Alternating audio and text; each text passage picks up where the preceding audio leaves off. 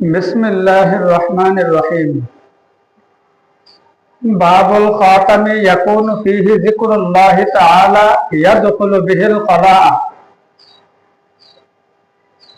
এই বাবের মধ্যে মুসান্নিফ রাহমাতুল্লাহ আলাইহি আদাবুল ইস্তিনজার আরেকটা আদব নিয়ে আলোচনা করছেন যে ওই আংটি যে আংটির মধ্যে আল্লাহ তাআলার নাম উল্লেখ থাকবে এমন আংটি নিয়ে টয়লেটের মধ্যে প্রবেশ করা। বলতেছেন যদি কোনো আংটির মধ্যে আল্লাহ তাআলার নাম অথবা রাসূলুল্লাহর নাম উল্লেখ থাকে এমন আংটি নিয়ে টয়লেটের মধ্যে প্রবেশ করা যাবে না, বরং আংটি খুলে রেখে তারপরে টয়লেটের মধ্যে প্রবেশ করবে। এবং এই কথাটা হাদিসুল বাবের দ্বারা বোঝা যায়।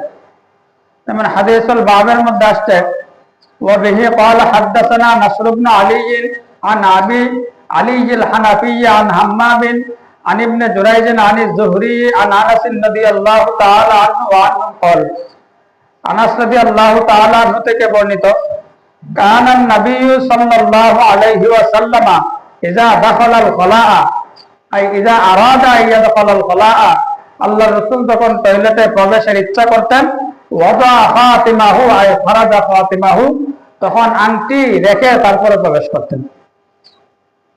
তাহলে এই হাদিসের মাধ্যমে বোঝা যায় যে আল্লাহর রাসূল নিজের আংটি নিয়ে টয়লেটের মধ্যে প্রবেশ করতেন না। তার কারণ কি?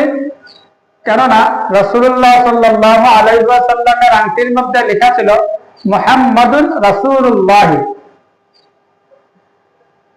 তাহলে বোঝা গেল টয়লেটের মধ্যে আংটি নিয়ে প্রবেশ না করা এটা আংটির কোনো মহত্ব বা বৈশিষ্ট্য নয়, বরং ওই আংটির মধ্যে যে লেখা রাসূলুল্লাহ মুহাম্মাদুর রাসূলুল্লাহ লেখার কারণে বাহিরে রেখে ভিতরে প্রবেশ করতেন। সেজন্য যদি কোনো কাগজের মধ্যেও অথবা কোনো দিরহাম দানানিনের মধ্যেও যদি আল্লাহর নাম অথবা রাসূলুল্লাহর নাম উল্লেখ থাকে তখন সেটা বাইরে রেখে তারপরে টয়লেটের মধ্যে প্রবেশ করা।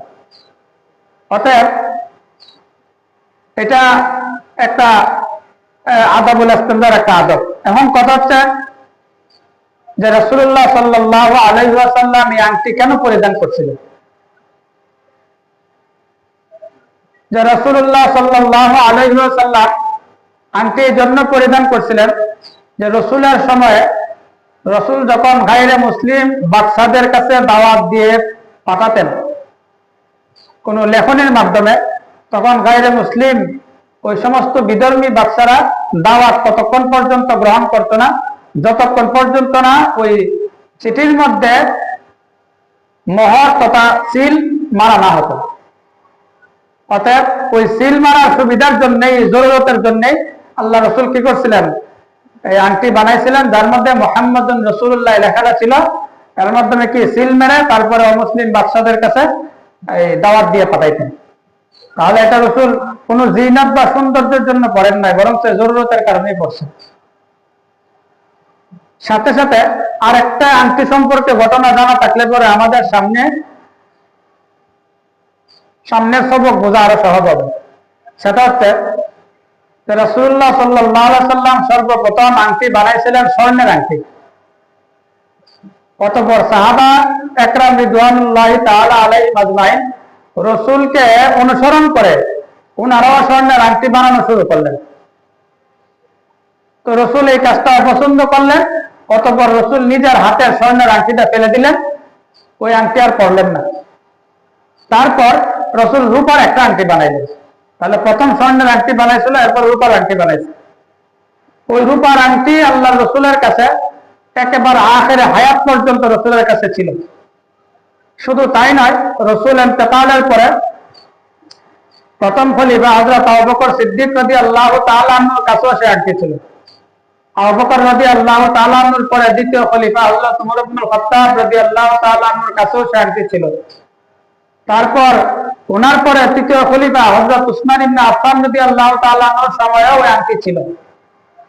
তাহলে ওই আংটি উসমান রাদিয়াল্লাহু তাআলা আনহুর সময়কালে যে কোনো ভাবে ওনার কাছ থেকে মদিনাতুল মুনাওয়ারার যে প্রসিদ্ধ কূপ বীর আরিস, সেই কূপের মধ্যে সে আংটিটা পড়ে যায়। পরবর্তীতে ওই আংটি অনেক খোঁজাখুঁজি করার পরও সে আংটি আর পাওয়া গেল না। সেখান থেকে উলামা একরামরা বলেন উসমান রাদিয়াল্লাহু তাআলা আনহুর সময়কালে যত ধরনের ইখতিলাফাত, মতনৈক্য, মতবিরোধ এবং মুসলমানদের পরস্পর যুদ্ধ হয়েছে, জঙ্গে সিফিন, জঙ্গে জামাল, এই যুদ্ধগুলা হযরত উসমান রাদিয়াল্লাহু তাআলার সময়কালে গঠিত হয়েছে। এই সবগুলো ইখতিলাফাত সংগঠিত হয়েছে ওই আংটি মানে হেরে যাওয়ার পর থেকে। তাহলে আল্লাহ জানে সে আংটির ভিতর এমন কি রহস্য ছিল আর কি পরিমাণ বরকতপূর্ণ আংটি ছিল। এই আংটি হারানোর পরে এতগুলা যুদ্ধ এবং মুসলমানদের মধ্যে কলহ বিবাদ আর মতনৈক্য, মতভেদের সৃষ্টি হয়েছে। এখন ইমাম আবু দাউদ রাহমাতুল্লাহি আলাইহি এখানে হাদিসটা বয়ান করার পর বলতেছেন, ক্বালা আবু দাউদ, যে ক্বালা আবু দাউদ এই কিতাবের আহার একটা খুসুসিয়ত বা বৈশিষ্ট্য। এই ক্বালা আবু দাউদ এটা খুব গুরুত্বপূর্ণ। এই ক্বালা আবু দাউদ আবার সব ক্বালা আবু দাউদ থেকে একটু গুরুত্বপূর্ণ। এই ক্বালা আবু দাউদের মধ্যে ইমাম আবু দাউদ রাহমাতুল্লাহি আলাইহি বলেন, হাযা হাদিসুন মুনকার, এই হাদিসটা হচ্ছে মুনকার। ইযা দাখালাল খালা ওয়াজা ফাতিমাহু, যে আল্লাহ রাসূল যখন টয়লেটে প্রবেশ করতেন তখন আংটি বাহিরে রেখে তারপরে প্রবেশ করতেন। এই হাদিসের হুকুম ইমাম আবু দাউদ রাহমাতুল্লাহি আলাইহি বলতেছেন হাদিসে মুনকার। এবং এই হাদিসটা মুনকার হওয়ার পিছনে ইমাম আবু দাউদ রাহমাতুল্লাহি আলাইহি তিনটা দলিল পেশ করবেন।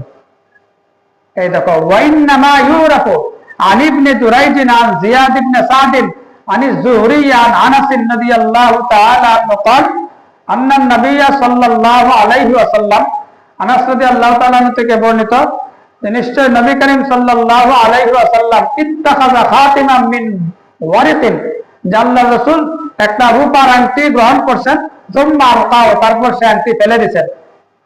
ওয়াল ওয়াহমু ফিহি, বলতেছেন তার মধ্যে ওয়াহাম, ফিহির দ্বারা উদ্দেশ্য হচ্ছে ওই যে ইযা দাখালাল খালা, এই হাদিসের মধ্যে ওয়াহামটা হইছে মিন হাম্মামিন, হাম্মামের পক্ষ থেকে, ওয়ালাম ইয়ার বিহি ইল্লা হাম্মাম, ওই হাদিসটা হাম্মাম ব্যতীত আর কেউ উল্লেখ করেননি। এই যে ইবারতটা বললাম, এই ইবারতের মাধ্যমে মুসান্নিফ রাহমাতুল্লাহ আলাইহি পূর্বের হাদিস মুনকার হওয়ার পিছনে তিনটা দলিল দিয়েছেন। একটু ভালো করে খেয়াল করো। এই যে ওয়াইন্নামা ইউরাফুর পরে যে সনদটা নিয়ে আসছেন, এখানে দেখো তো আন ইবনে জুরাইজ, এরপরে কার নাম আছে? আন জিয়াদ ইবনে সাদ, এরপর হচ্ছে আনিস যুহরি। তাহলে ইবনে জুরাইজ এবং যুহরির মাঝে আরেকজন রাবী আছে কিনা? নাম কি? জিয়াদ ইবনে সাদ। পক্ষান্তরে ওই যে আমাদের বর্ণিত রাওয়ায়াতের মধ্যে দেখো, সেখানে আন ইবনে জুরাইজ আন হাম্মামিন আন ইবনে জুরাইজ আনিস যুহরি। তাহলে এখানে কি ইবনে জুরাইজ এবং যুহরি এই দুইজনের মাঝে কোনো ওয়াসিতা আছে? হাম্মাম কি বয়ান করছেন? করেন নাই। তাহলে এর আগের রাওয়ায়াতে হাম্মাম থেকে বর্ণিত রাওয়ায়াতের মধ্যে কি নাই? ইবনে জুরাইজ এবং যুহরির মাঝে কোনো ওয়াসিতা নেই। তাহলে পূর্বের হাদিস মুনকার হওয়ার একটা কারণ হচ্ছে যে পূর্বের হাদিসের মধ্যে হাম্মাম উনি কি করছেন? ইবনে জুরাইজ এবং যুহরির মাঝে যে ওয়াসিতা ছিল সেটাকে ফেলে দিয়েছেন। এক নাম্বার কারণ বুঝাচ্ছে। দুই নাম্বার কারণ, এই হাদিসের মধ্যে দেখো বলতেছেন আন্নান নবী সাল্লাল্লাহু আলাইহি সাল্লাম ইত্তাখাযা খাতামান মিন ওয়ারিতিন, আল্লাহ রাসূল রূপার আংটি গ্রহণ করছেন, সুম্মা আলকাও, তারপর সেটা ফেলে দিয়েছেন। এটাই হচ্ছে হাদিস। কিন্তু আগের হাদিসে কিন্তু এই কথাটা নাই, বরং আছে কি ইযা দাখালাল খালা ওয়াজা ফাতিমাহু। তাহলে ওই কথাটা মতনের ভিতর, এই যে মতন ইযা দাখালাল খালা ওয়াজা ফাতিমাহু, এই মতনের মধ্যেও আম্মা মুনি জিয়াদ করছেন, বাড়াই ফেলছেন। বাস্তবে মতন এটা নয়, বাস্তবে মতন হচ্ছে ইত্তাখাযা খাতিমান মিন ওয়ারিতিন সুম্মা আলকাও। তাহলে সনদের মধ্যে গরমিল করছেন, একজন রাবী মাঝখানে ফেলে দিয়েছেন। দুই নাম্বার মতনের মধ্যে গরমিল করছেন, যেটা মূল ইবারত ছিল সেটা নাই, না আরেকটা নিয়ে আসছেন। তাহলে দুইটা কারণ বোঝা যাচ্ছে কিনা? তিন নাম্বার, ওয়াল ওয়াহমু ফিহি মিন হাম্মামিন, বলতেছেন এই যে ওয়াহামটা হয়েছে এটা অন্য কারো থেকে নয়, ইবনে জুরাইজের ছাত্র হাম্মাম থেকে হয়েছে। আর ওয়ালাম ইয়ারবি ইল্লা হাম্মাম, ওই পূর্বের রাওয়ায়াতটা হাম্মাম ছাড়া আর কেউ রাওয়ায়াত করেন নাই যে আল্লাহ রাসূল আংটি খুলে তারপরে টয়লেটে প্রবেশ করছেন। তাহলে এই রাওয়ায়াতের বেলায় হাম্মাম উনি মুনফারিদ, আর কেউ কি করেন নাই? রাওয়ায়াত করেন নাই। তাহলে এই তিনটা কারণে ইমাম আবু দাউদ রাহমাতুল্লাহ আলাইহি উল্লেখিত হাদিসটাকে কি বলছেন? মুনকার বলছেন। এই পর্যন্ত কিন্তু ইমাম আবু দাউদ রাহমাতুল্লাহ আলাইহির কথা শেষ। এখন এর উপরে আরো কথা আছে। ওনার যেহেতু কিতাব, উনি তো ওনার কথা পর্যন্ত সমাপ্ত করে ফেলছেন। শারহিনরা লেখছেন, যেমন ইমাম মাওয়ারদিনী রহমাতুল্লাহ আলাই আল জাওহারুন নাকি এই কিতাবের মধ্যে উল্লেখ করছেন, আসলে ইমাম আবু দাউদ রহমাতুল্লাহ আলাই যে এই হাদিসটাকে তাসামু বলছে, এই হাদিসটাকে মুনকার বলছেন, এবং মুনকার বলতে গিয়া যে তিনটা দলিল পেশ করছেন, আসলে এই সমস্ত বিষয়গুলো ইমাম আবু দাউদের পক্ষ থেকে তাসামু হয়ে গেছে। এই কথাগুলো কি নয়, সঠিক? এই কথাটা কে বলছেন? ইমাম মাওয়ারদিনী আল জাওহারুন নাকির মধ্যে উল্লেখ করছেন। কেন? কারণ মুনকার কাকে বলে সেটা তো আগে জানতে হবে। মুনকার বলা হয় মা রাওয়াহু যায়িফু মুখালিফান লিসসাকা, যে হাদিস যায়িফ রাবী riwayat করে একজন সাকা রাবীর বিপরীতে, তাহলে সাকা রাবীর বিপরীতে একজন যায়িফ রাবী যে riwayat করবে সেটাকে কি বলে? মুনকার বলে। অথচ এই বর্ণিত riwayate উনি কিন্তু বলছেন ওয়াল ওয়াহমু ফিহি মিন হাম্মাম, হাম্মাম থেকেই এরকম ওয়াহাম হয়ে গেছে, উনি এককভাবে এটা বয়ান করছেন। বাস্তবতা হচ্ছে হাম্মাম উনি কিন্তু কোনো যায়িফ রাবী নয়, বরং উনি হচ্ছেন একজন সাকা রাবী। আর উনি যে সাকা রাবী এই কথা সাক্ষী ইমাম আবু দাউদ রাহমাতুল্লাহ আলাইহির উস্তাদ ইয়াহইয়া ইবনে মাঈন এবং আরেকজন উস্তাদ আহমদ ইবনে হাম্বল রাহমাতুল্লাহ আলাইহি, এমনকি শাইখাইন তথা নিজে ওয়ালারা, ওনারা সহ বলছেন উনি একজন সাকা রাবী, এবং উনি হচ্ছেন মিন রিজালিস সহিহাইন, বুখারী এবং মুসলিমের মধ্যে যে সমস্ত রাবীরা riwayat করেছেন তার মধ্যে একজন হচ্ছেন কি হাম্মাম। তাহলে উনি তো কোনো যায়িফ রাবী নয় যে ওনার riwayat কি হয়ে যাবে, মুনকার হয়ে যাবে, উনি তো একজন সাকা রাবী। তাহলে বোঝা গেল এটা এর পক্ষ থেকে ইমাম আবু দাউদ রাহমাতুল্লাহ আলাইহির পক্ষ থেকে মুনকার বলা, আবার মুনকার বলে এই মুনকারের পিছনে তিনটা দলিল দেওয়া, সম্পূর্ণটা ওনার পক্ষ থেকে তাসামু হয়ে গেছে। তাইলে এখন প্রশ্ন যে উনি যে মুনকার বলতে গিয়া তিনটা দলিল পেশ করছেন, এগুলোর উত্তর কি? ওইগুলোর উত্তর আছে। এগুলোর উত্তর হচ্ছে যে প্রথমে উনি যে দলিল পেশ করছেন, বলছেন কি সনদের মধ্যে একজন রাবীকে ফেলে দিয়েছেন ইবনে জুরাইজ এবং জুহরির মাঝে জিয়াদ ইবনে সাআদকে প্রথম riwayatর মধ্যে ফেলে দিয়েছে। এর উত্তর হচ্ছে যে আসলে ইবনে জুরাইজ সম্ভাবনা আছে ইবনে জুরাইজ সরাসরি জুহরির কাছ থেকে শুনছেন, আবার বিল ওয়াসাতায়ও জুহরির কাছ থেকে কি করছেন, শ্রবণ করছেন।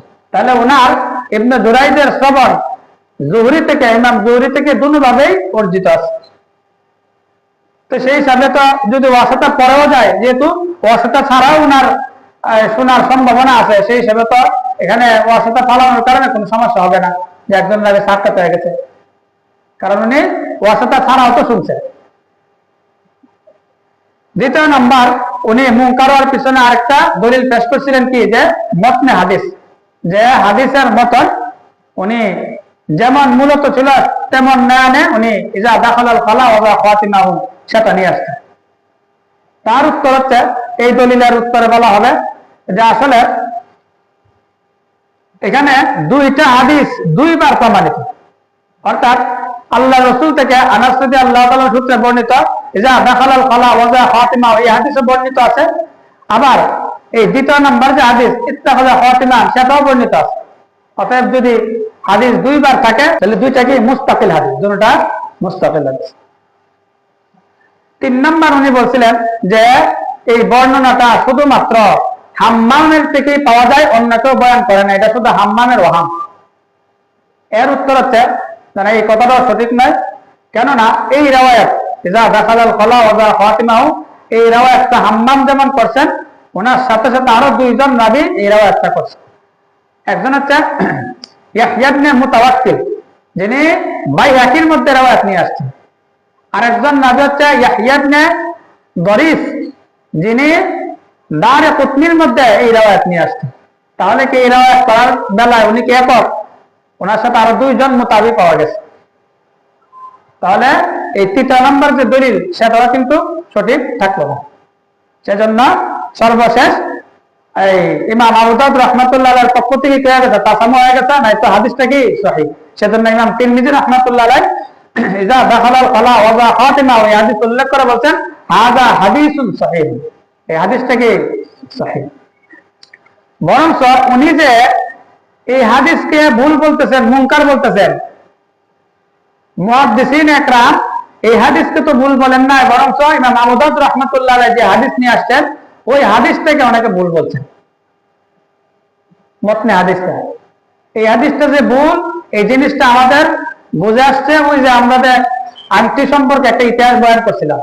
এই হাদিসের মধ্যে কি বলা হয়েছে যে আন্নান নবিয়্যা সাল্লাল্লাহু আলাইহি ওয়াসাল্লাম ইত্তাখাযা ফাতিমা মিন ওয়ারিকিন সুম্মা আলকাহু, রূপার একটা আংটি গ্রহণ করছেন তারপর সেটা নিক্ষেপ করে দিয়েছেন। আল্লাহ রাসূল কি রূপার আংটি নিক্ষেপ করেছিলেন না স্বর্ণের আংটি? শুরুতে বলছি না, সর্বপ্রথম আল্লাহ রাসূল স্বর্ণের আংটি বানাইছিলেন। সাহাবারা যখন সবাই অনুসরণ করতে গিয়ে বানানো শুরু করছে, রাসূল স্বর্ণের আংটি ফেলে দিয়েছেন। এরপরে রূপার আংটি যেটা বানাইছিলেন ওইটা আখির হায়াত পর্যন্ত রাসূলের কাছে ছিলেন। এরপরে প্রথম খলিফা, দ্বিতীয় খলিফা, তৃতীয় খলিফা হযরত উসমান রাদিয়াল্লাহু তাআলার কাছে পর্যন্ত ছিলেন। তারপর ওনার কাছে গিয়ে যে কোনো পদ্ধতিতে বা যে কোনো পন্থায় মদিনার যে প্রসিদ্ধ কূপ বীর আরিসের মধ্যে সেটা পড়ে যায়, তারপরে সেখান থেকে এটা নিখোঁজ হয়ে যায় আর পাওয়া যায় না। তাহলে রূপার আংটি রাসূল নিক্ষেপ করেন, এটা আখির হায়াত পর্যন্ত রাসূলের কাছে ছিলেন।